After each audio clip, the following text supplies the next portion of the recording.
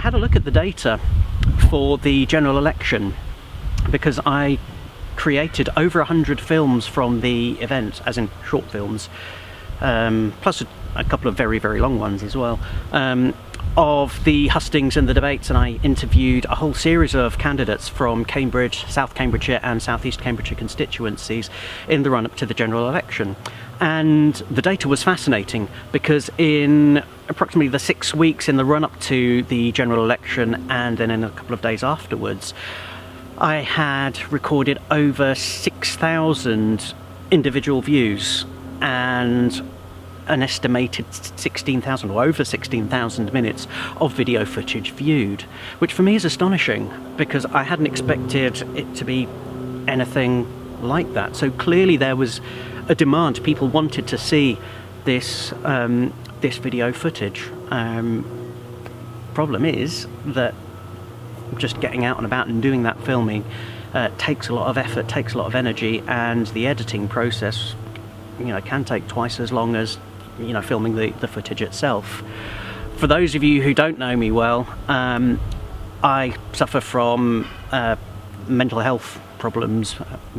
a general anxiety disorder and mental exhaustion, which unfortunately means I can't work full-time hours. So doing all of that filming meant not being able to do anything else, and I calculated that if I was paid a living wage on the hours that I've put in something like £2,000 worth of work in the 3 months in the run-up to the general election. This completely ignores the fact that kind of the market rate for producing kind of short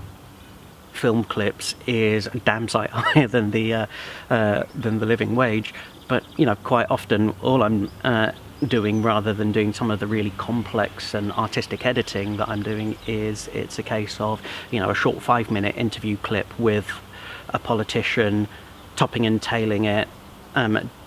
doing some brief auto editing and just getting it up there,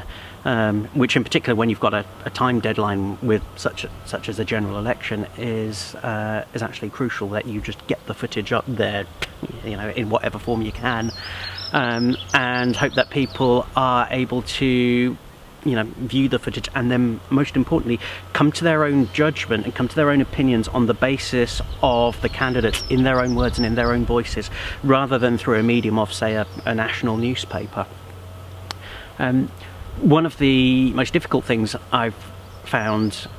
with filming, obviously, is the audio thing, and I've got this new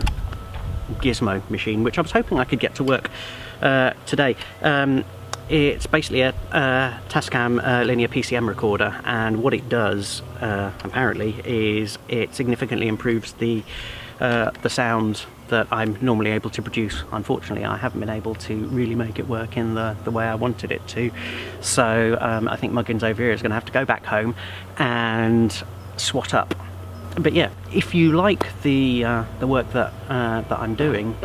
please do support it, because looking at the data, there is a demand for this sort of footage, and I really hope that